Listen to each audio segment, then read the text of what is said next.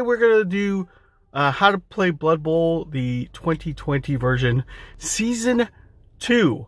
So people asked me to go ahead and do that, and thanks for commenting, everyone, so I appreciate that, and let's get into it.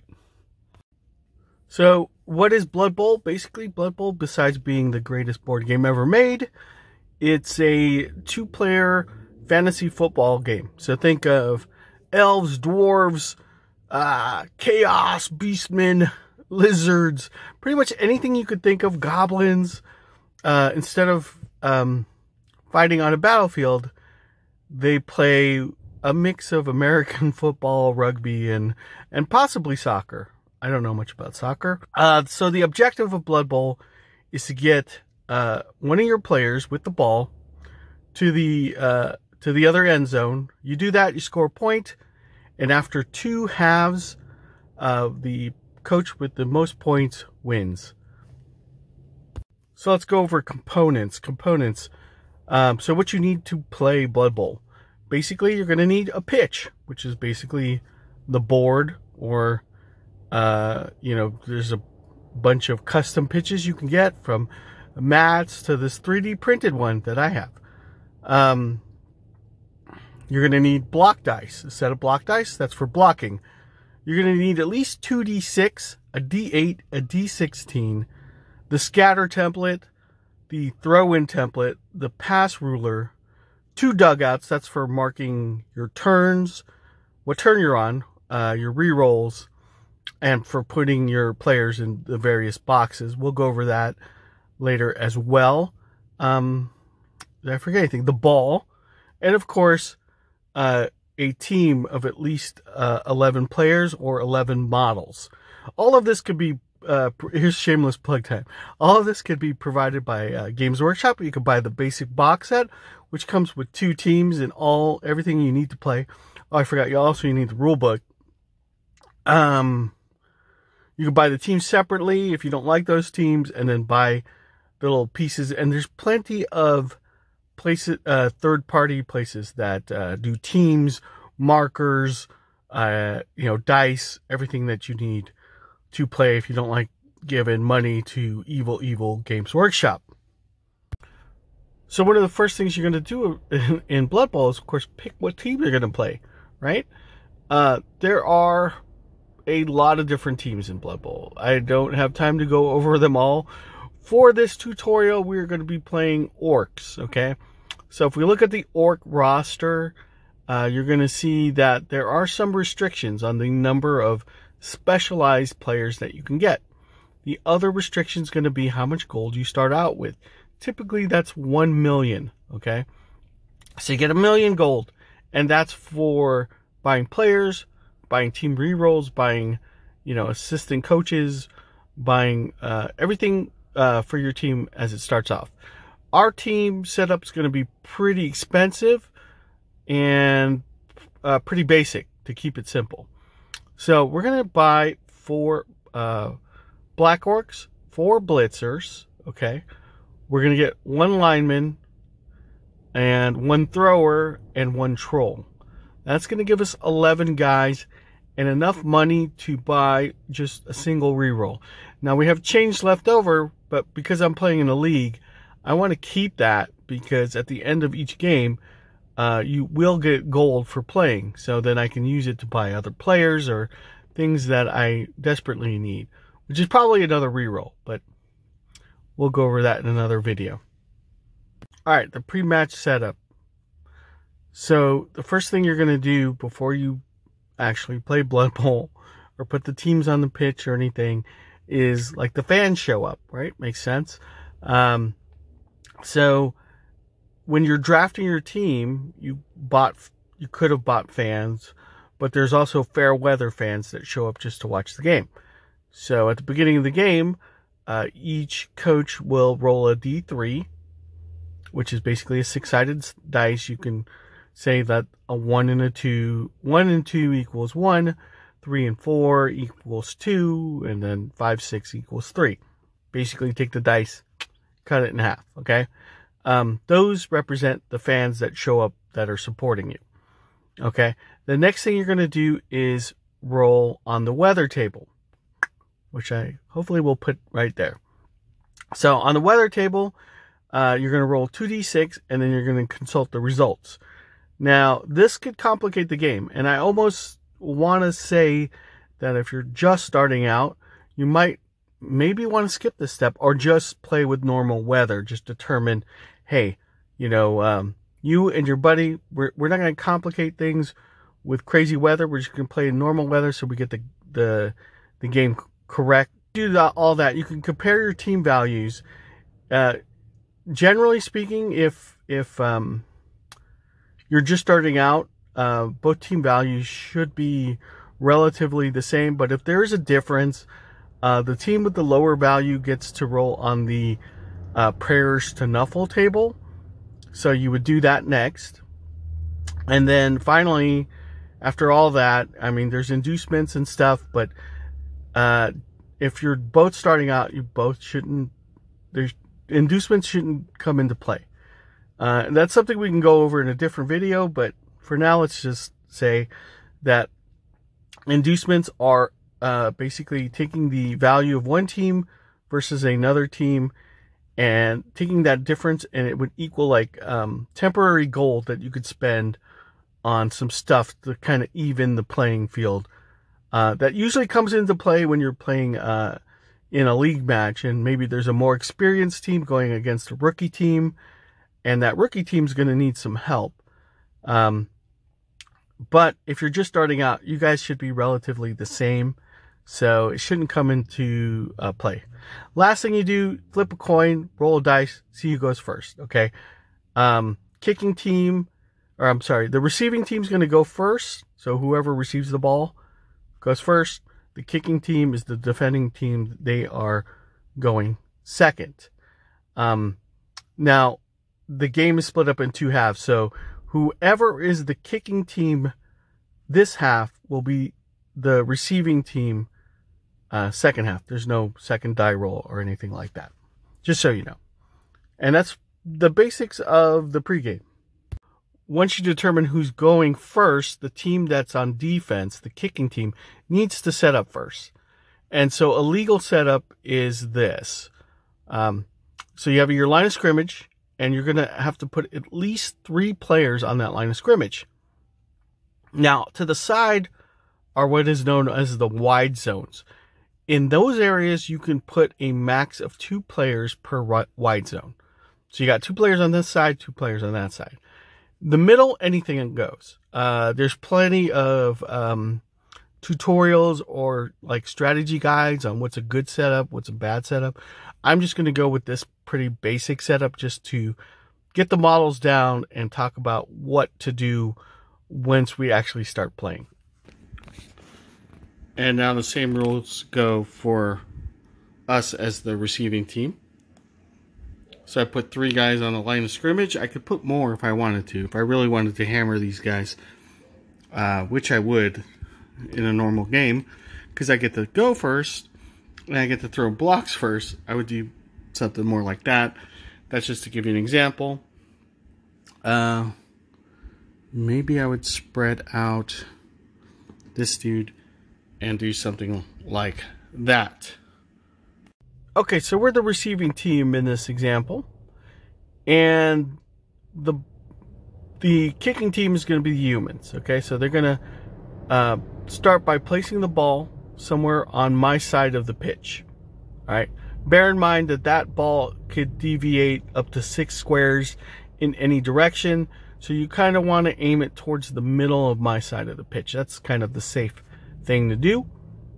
The reason why you want to avoid that is because if the ball goes out of bounds, or if it ends up on the kicking side's side of the pitch, then that's considered a touchback, and the receiving player can give it to any person on the team without doing any rolls. So that would be very deadly. So you want to be kind of safe with your kicks there. So you place the ball down. You roll a D6 and a D8. The D8 will determine direction. That's why you have your little scatter template right there to tell you where to go, what direction it's going. The D6 is how many squares that it's going from the position that you picked, right? Kickoff table. Now the kickoff table's got some crazy stuff on it, which I'm going to show here, but I'm not going to go over. But basically, you resolve that, then the ball would bounce or lands in happens to land in a square with a player in it. That person would get a chance to catch it. If the ball lands in a square, it's going to bounce one more time. So you roll the scatter dice, again, the D8, to determine which square it actually lands in. And then we get to start our turn. So now that the ball is in play, I'm ready to start my turn. I'm going to take my marker and I'm going to move it to first turn. After that, I'm free to activate my players. Okay, so I pick a player and declare his action. What are actions? Actions are move, block, blitz, pass, handoff. Those are your basic actions. Okay, pass is special because you can only do it once per turn. Same thing with handoff. Okay, and blitz, which is very important. Blitz is a block in which you can move and block. Normally, you can't move and block. Okay. Okay, so we're going to go over each action separately. Let's start with move, okay? Seems pretty easy, but if you look at your character sheet, each player has an MV value.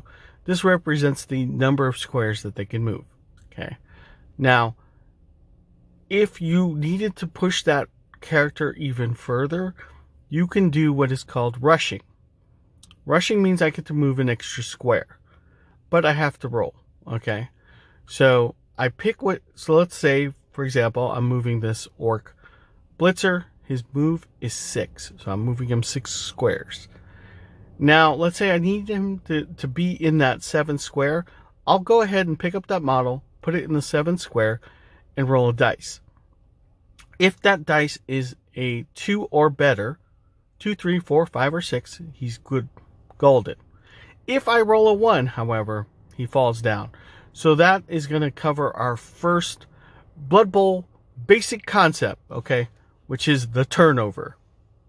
So what's a turnover? A turnover means that your turn ends prematurely, which is a huge concept in this game. It's one of the features or mechanics of this game which I love the best. Yeah, it's a really cool concept, but basically in Blood Bowl, if you mess up, you're going to commit a turnover, and even if you're not done, the other player gets to go. It makes every dice roll nerve-wracking, because basically it turns the game into a game of risk management. Because if I fail at something, I'm gonna, end my turn, and maybe I'm not done doing stuff. It's gonna put me in a bad position. Now, not every fail is a turnover. Basically, the way I look at turnovers is this. If you are knocked to the ground, right? Your butt's knocked to the ground and you're rolling armor, that's a turnover, okay? If you try to pick up a ball and you fail, it's a turnover. If you try to catch the ball and that's a fail, it's a turnover. If you're trying to pass the ball and you fumble it out of your hands, it's a turnover.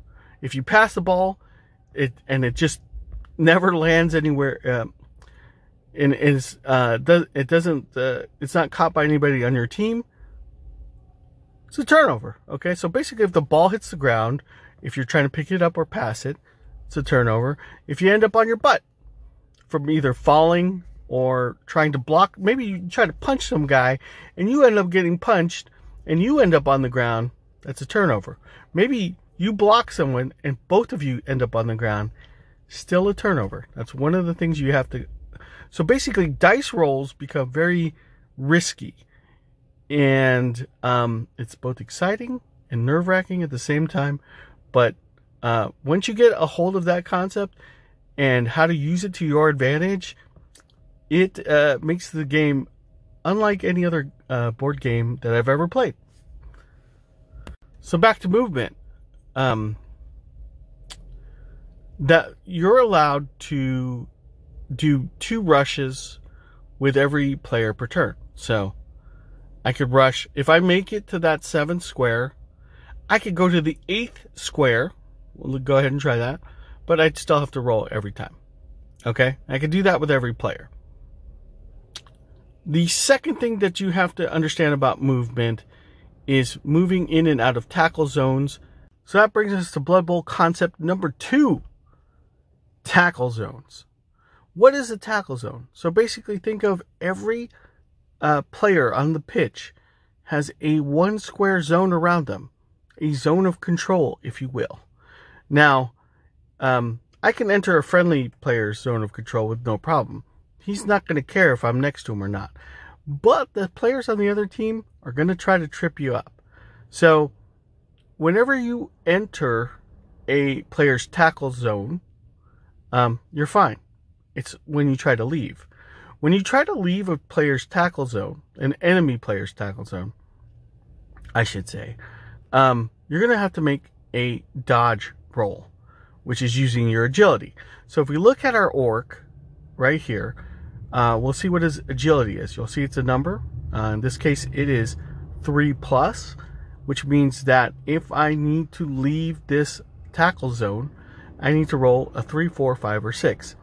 Now, it gets a little bit complicated when you have multiple tackle zones, or you're going from one tackle zone to another. If you're going from one tackle zone to another, that is a -1, so that agility that we're looking at of 3+ becomes a 4+, which means that a successful dodge will happen on a 4, 5, or 6. Tackle zones stack. This is the important thing about tackle zones. So if I'm going from one tackle zone into 2 tackle zones, that's a -2. So take your agility, -2, okay. So now you need 5 up, okay. If you're dodging into 3 tackle zones, that's a -3. All of a sudden we need a 6. And that takes us to Blood Bowl concept number 3, which is, I don't care how many negatives you have, a 6 is always a pass.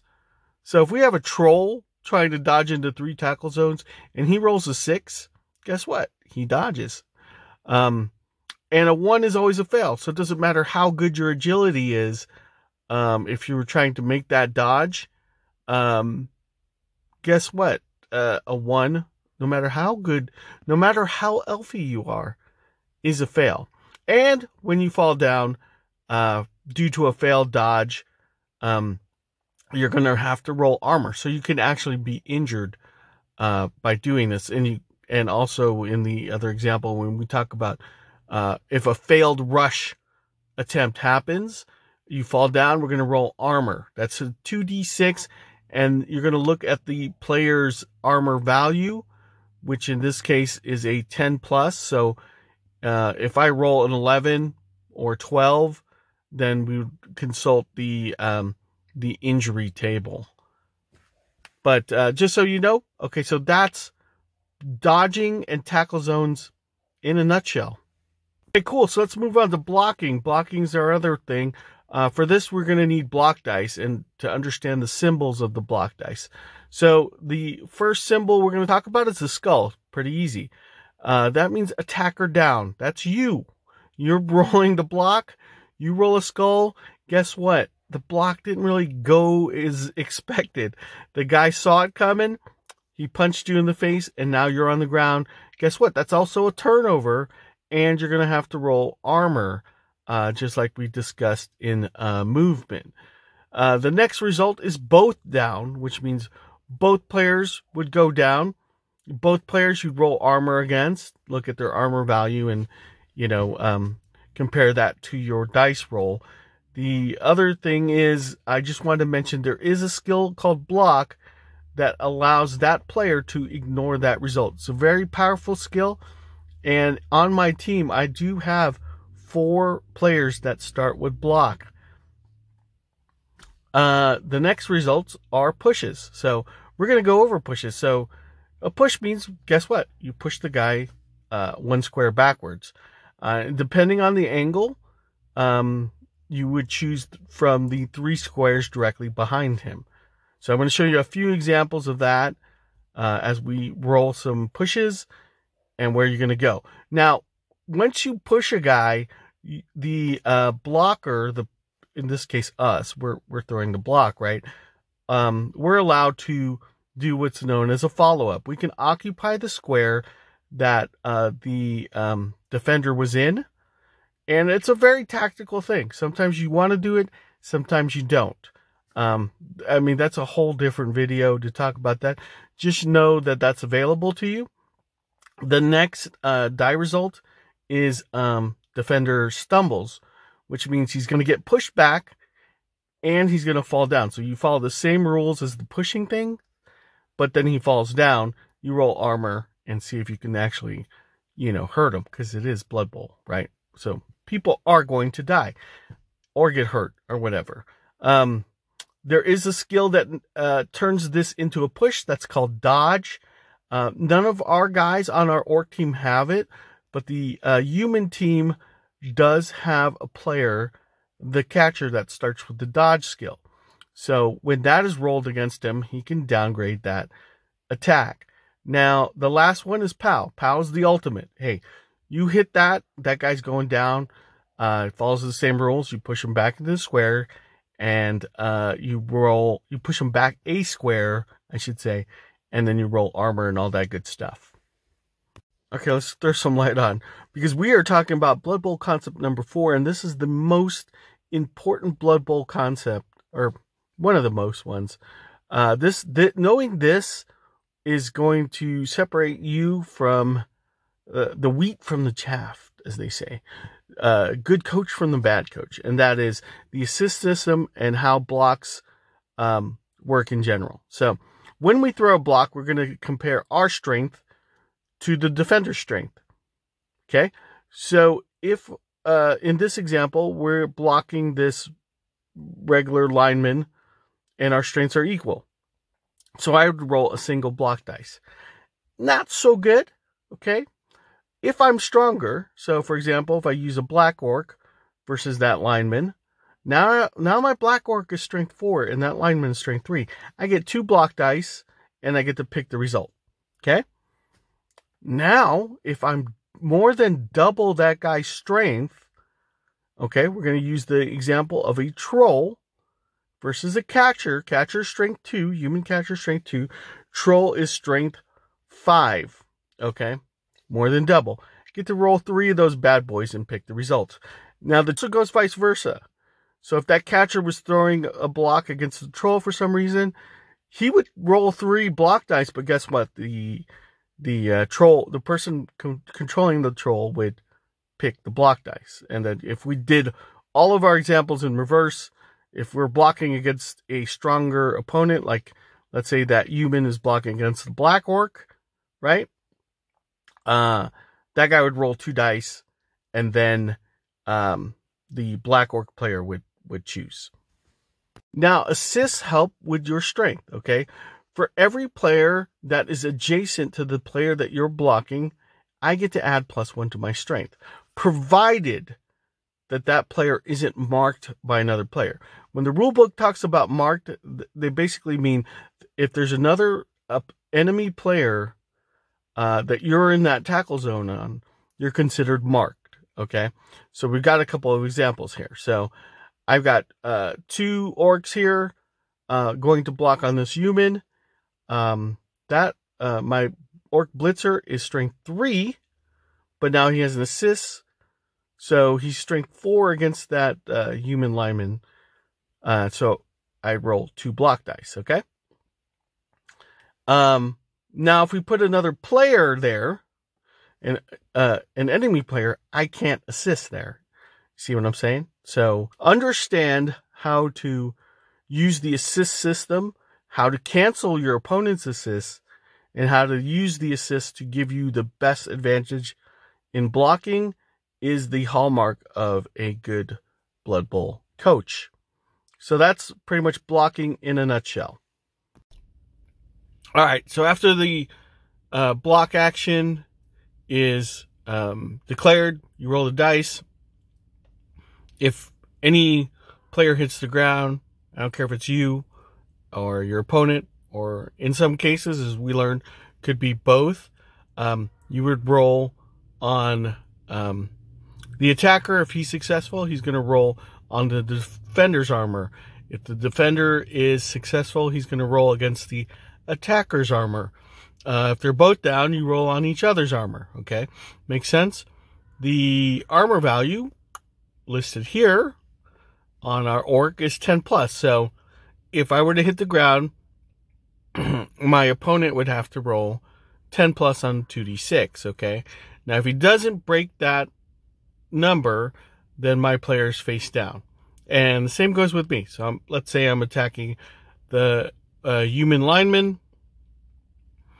I get a successful knockdown, but I don't break his armor. That player's place face up. If I break the armor, then I'm going to roll a second set of d6s, right? 2d6. Excuse me. So I roll 2d6 again. And in this case, we consult the injury table. Okay, this will tell us what happens to the guy. So basically, the way it goes is 2 through 7, he's stunned. So basically, you put the player face down, and he's going to spend the rest of his turn, his next turn, rolling over. That'd be his entire activation. So basically, it's a way of saying that he's out for a turn. 8 and 9 is KO.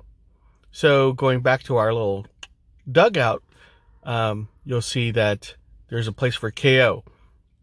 KO characters can return to the game on a roll of a 4 or better at the end of the drive or at the end of the half. Whenever you have to basically reset your guys, you'd roll for each KO player.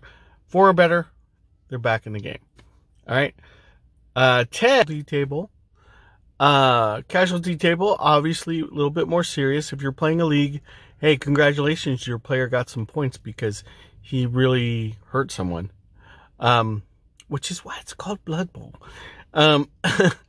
So, casualty table ranges anywhere from, hey, guy's gonna be okay, he's just gonna miss the rest of this game, and next game he's fine, to maybe he's gonna sit out he's gonna miss this game and the next game. Okay, so he's a little bit more hurt, to stat loss, to death. So there's a whole range of possibilities that happen with casualties.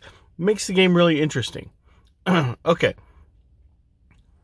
Assuming you're still on the board, you can stand your player back up during his activation at -3 to his movement. And now let's just cover Blitz while we're here, because since we're talking about blocking, Blitz is a moving block. Okay, you get one of these per turn, and it does cost 1 movement to declare this action. So if your movement is 6, like our Blitzer, his movement is going to drop down to 5 because he's paying for the follow-up, basically. Assuming that you can hit your target, you might have to roll go for it, or not go for it. They call them rushing now. You can use the rushing rules to get you some extra squares if you just can't hit your guy, or if you're just out of range, maybe you're 1 square away. You could use a rushing move to get next to him, and then you have to use a rushing move to pay for the blitz. Yeah, aside from that, just think block uses all of the normal movement rules. So if you're jumping out of tackle zones, you have to dodge first before you get the block. You can also block at any point of the movement. So I could block as the first thing. So if there's a guy next to me, I could throw a block, push him out of the way, and keep moving. Or maybe I want to block a guy who's like next to the ball, push him out of the way, and then use the rest of my movement to grab the ball. Or typically what a lot of people do is they block at the very end as a defensive thing. Maybe there's a guy with the ball and he's almost at the almost at your end zone. You might have to use your entire move to get to him, and the point being is you can throw that block using all of the block rules at any point during the move. That's why it's such a powerful thing. So that's pretty much all the blocking, blitzing, and all that fun stuff. Let's move on to other actions. Okay, time to talk passing. Right. So what is passing? Basically, anytime you're moving the ball from one player to another, and it's going over a distance, it's a pass, right? You're allowed one pass per turn. Obviously, you have to have the ball with the pass, or you would declare it. If the ball's on the ground, you activate the player, you still would have to declare it as you're picking the ball up, saying, hey, I'm going to pass, okay? Maybe you fail the roll to pick up, but you still have to declare the action. Make sense? Now, passing, you're going to use the ruler. So this is probably one of the most complicated actions in Blood Bowl. So I'm going to try to cover everything in detail. But, if I miss something, just put it in the comments. Basically, anytime you're moving the ball from one player to another, and it's going over a distance, it's a pass, right? You're allowed one pass per turn. Obviously, you have to have the ball with the pass, or you would declare it. If the ball's on the ground, you activate the player, you still would have to declare it as you're picking the ball up, saying, hey, I'm going to pass, okay? Maybe you fail the roll to pick up, but you still have to declare the action. Make sense? Now, passing, you're going to use the ruler. So this is probably one of the most complicated actions in Blood Bowl. So I'm going to try to cover everything in detail. But, if I miss something, just put it in the comments. If you have a question, put it in the comments, and I think I can, straighten that out. Okay, so you've got a player with the ball, assuming. And he wants to throw it to another player. If we look on our Orc team, you notice that there's a PA skill. That's your pass action skill. Some players have it, some players don't. It's a number. So, for example, the Orc thrower, his PA is 3+. Okay? Meaning that, you need a 3+ to do a successful pass.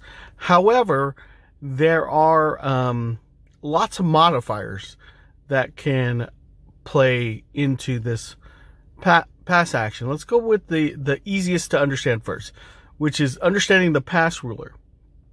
So let's put the pass ruler up there. Each section has a modifier to it. So you've got that first section, that's a quick pass. That's a 0 modifier. So if I'm passing to somebody in that range, then, you just use your PA. And in this case, it's a 3-up. So, if I roll 3 or better, good to go.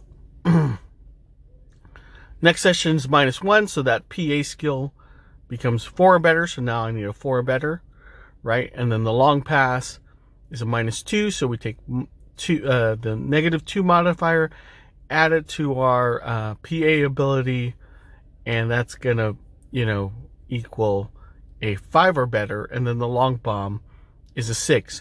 Now, as always, we need to go over our Blood Bowl concept of 6 always being a pass, a success. In this case, an accurate pass, no matter how many modifiers are applied to you. And a 1 is always going to be a fail. In this case, 1 is going to be a fumble, meaning that the ball will scatter 1 space around the person doing the pass. Okay? If, for example, let's say I'm passing to somebody, doing a quick pass, and I need a 3 or better, and I roll a 2, in that case, the ball is going to scatter around the target. And it's going to scatter 3 times, which means you're going to roll the 8-sided dice 3 times, and then it's going to land in that square and then bounce. Okay. If the modifiers and the roll is modified all the way down to a 1, so for example, let's say I'm throwing a long bomb, which is -2, right? And I roll, let's say I roll a 3. So the 3 minus 2 equals 1. That's going to be a wildly inaccurate pass. That means you're going to roll a d6 plus the d8, and it's going to deviate, right? Remember, there's always a difference between deviate and scatter. When the rule book says deviate, it's a d6 plus the d8, the d6 being the number of squares, the d8 being the direction using the scatter template. If it just says scatter, then usually it's, just the d8.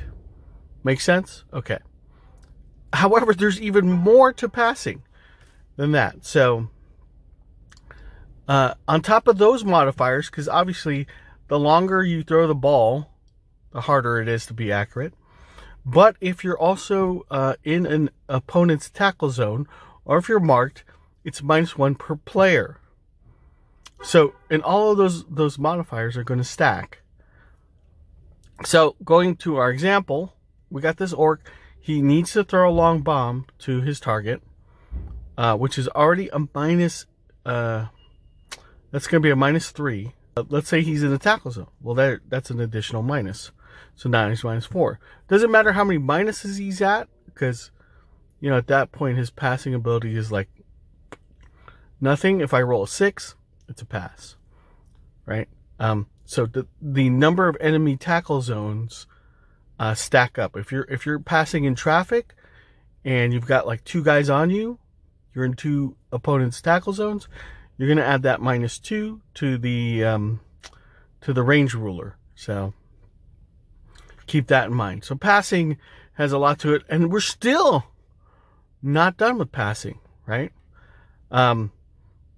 There is a chance that your opponent can intercept that pass, and the way that works is if he has a model in between the target and the passer, right? If you put the ruler over the target and there's a guy inside there, he can declare a attempt to kind of bat the ball down. So it depends on, he has to face modifiers as well. So yeah, passing is super complicated. So I understand at this point, if you need to like rewatch the video or freaking ask me a question, that's fine. So in this case, the opponent is going to roll his agility and try to knock that ball from the sky.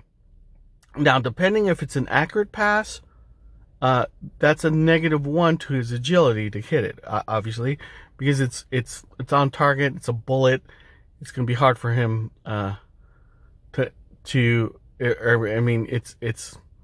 it's in his path, so it's on his way, so he can knock it down. If it's wildly inaccurate, it's a -2 because the ball's kind of like wobbling through the air, and we don't know. So it's a -2 to his agility.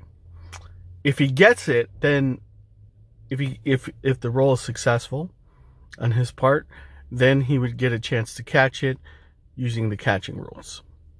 So catching is basically just using your agility, and you just take a look. Let's say if I'm throwing to a blitzer, he would catch on a 3+. Passing to us, ready? No, I'm not. I have a PA of a 3+. Right. Or +3. Okay. So I'm gonna move your guy. So I'm gonna go. So I want to get it to her. 1, 2, 3, 4. You have 6. 5, 6. So from here to here. That looks like it's going to be a -1. Yeah. Yeah. It needs a 4. All right. So each section, so that's 0, -1, -2, -3. PA, you need a 4+. You need a I'm 4+. sorry. Did you want to see that again? Yeah. 4+ pass. I need a 4+. She has the passing skill, Now- so she can re-roll that. Okay, now here. Do it. Or better. If not, You get 2 shots at Yeah, this. you get shots at it. 2 Roll a shots. 2 right now, because that would be. I just need a 4 better. Right. 4 better. 4 better, baby. She has pass skill? Yeah, so you gotta reroll Yeah. too. So yeah. It's in 4 his favor. better. Let's Oh, go. okay. You gotta Okay. go. That's That that would I be feel the feeling, that would be I an can feel it. inaccurate pass. Got it. Oh! He's got it. Now Now she's she's got to got catch it. She's got to catch it. Oh, What does she Fred, need to what catch? does she need to She catch? She just What's rolls your her AV? agility, which Which is is? 3+. It's 3+. Amazon's. 3? Okay. They all have the same stat. All right. Okay. So I need 3, 4, 5, or 6. Yeah. 3, I'm smelling it. 4, too. 5, or 6. 4, 5, or 6. Now the lesser complicated small cousin of a pass is the handoff. Again, you can only do this once per turn. And a handoff is like a pass that automatically is a success. You just declare it and it's good, and basically you just have to roll to catch, okay? The caveat is that you have to be next to the target. So you have to be adjacent to the model that you're passing, because handing off to, because obviously you need to be standing right next to the guy. Catching has all of those same modifiers. If there's if that person is in a tackle zone, it's -1 per enemy tackle zone. So, well, generally speaking, you know, everyone loves to pass. This is just a side note. I'm just going to throw this in. Everyone loves the idea of throwing that long pass. It is exciting, but you can see that it requires like 1 million rolls. So it is a pretty risky thing to do. Okay. But other than that, that's handoff. Handoff's pretty basic, pretty easy to understand. Much more safer than passing, in my opinion. So if you're playing in a league, though, you don't get any SPP for successful handoff.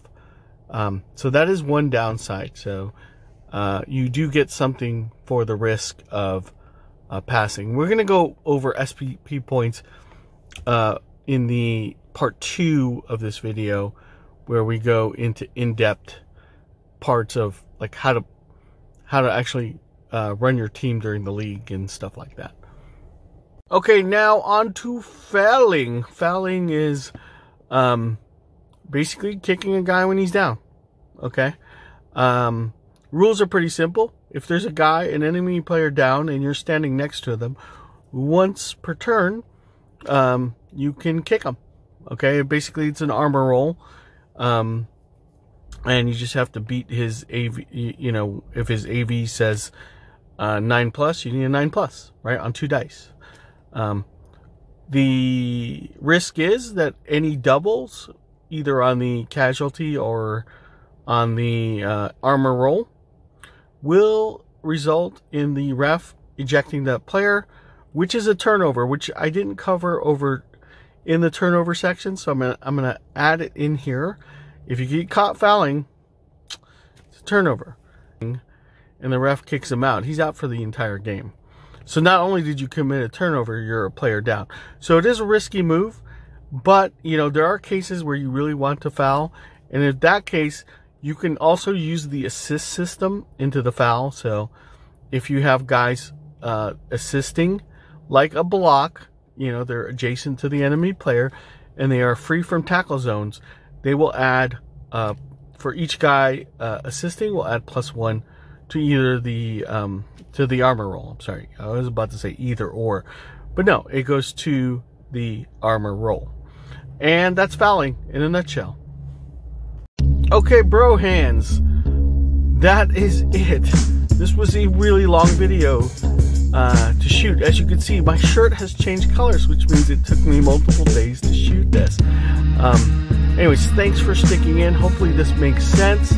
If you have any questions, put it in the comments. And don't forget that we're trying to rebuild this channel, so hit the like button, share, and subscribe. If you're not a subscriber, I will be putting out more content. I know I've been gone for a while, but like I said, you know, I'm back, baby. Next video will be either Sylvan Bowl highlights of week 3, which is coming up, or we're going to talk in depth about the Orcs and Orc strategies for Blood Bowl. So, I'll see you.